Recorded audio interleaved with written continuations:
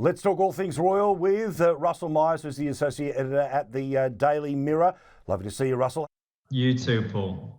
So the deadline has come and gone, yet still Harry and Meghan can't tell us if they're going to turn up to his father's coronation. Why? Well, listen, it's not just us poor souls like you and me who are talking about it all the time, it seems, but spare a thought for the organisers, because they are the ones who have got the planning to contend with, and it's all being delayed because of Harry and Meghan. Now, I understand Harry and Meghan have still made no decision whether they will travel. The April the 3rd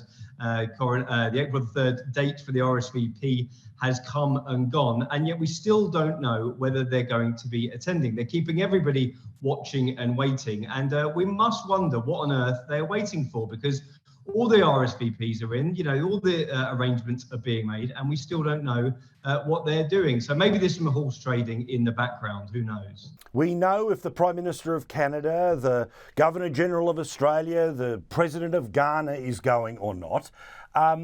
So at what point does King Charles have to turn around and say, okay, we've played this your way for long enough, we're going to pull the invitation?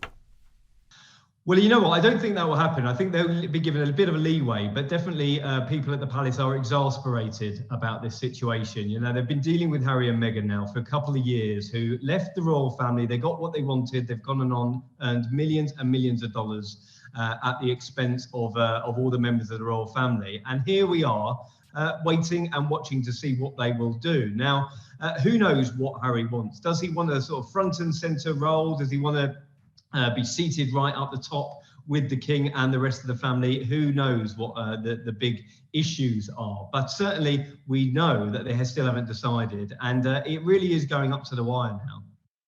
Now, give us an idea about just how high up did the conversation go about maybe reducing them completely, not just out of the royal working royals, but maybe stripping them of titles too?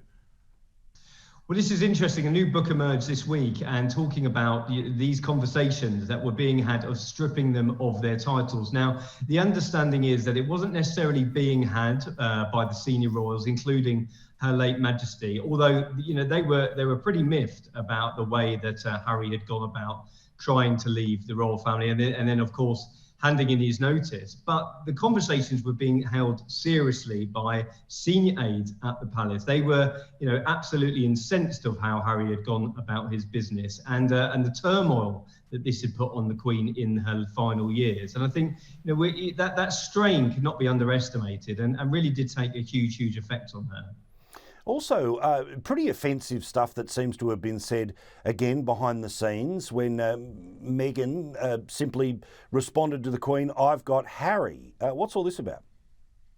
Well, again, this new book that's come out, certain details about the fact of how Meghan and Harry went across their handing in their notice, how they wanted to leave the royal family after demanding to have an half in, half out situation that they said would have been workable. I mean, it's astonishing to see how that could have ever worked, really, because here they are doing Netflix deals, Oprah Winfrey deals. Harry's had his book that he's earned millions and millions of dollars for. And I think it tells you a bit of the fractiousness, that there was a bit of needle between the two camps right from the off. And it really did end up with Harry and Meghan sort of going their own way, and the rest is history, I suppose.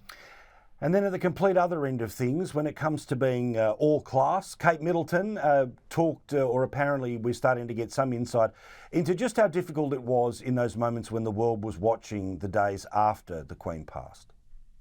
Well, very interesting. I think, we all saw at that moment in the days after the late Queen had passed, that situation where Harry and Meghan, Kate and William appeared up the long walk in Windsor to thank the well-wishers, to have a look at some of the floral tributes that had been left.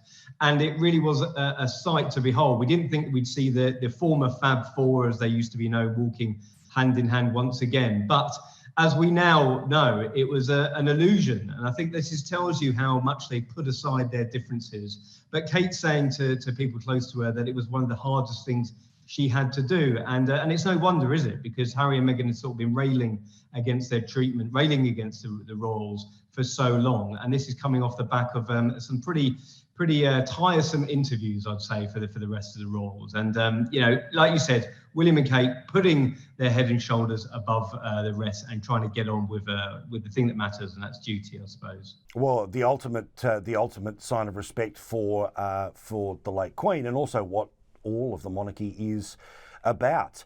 Just finally, of all of the little details that we're starting to learn about the coronation in Australia, we hear about things like the gold carriage and the procession routes and all the rest of it. Is there a little detail that has got your heart aflutter, something that you're really looking forward to seeing?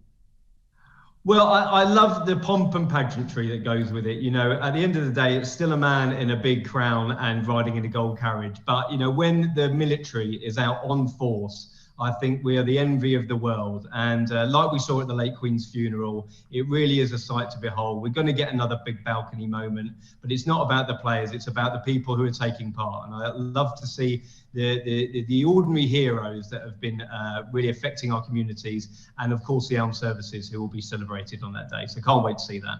Yeah, bloody oath. Looking forward to your reporting between now and then in the Mirror, mate. Thank you. Cheers, mate.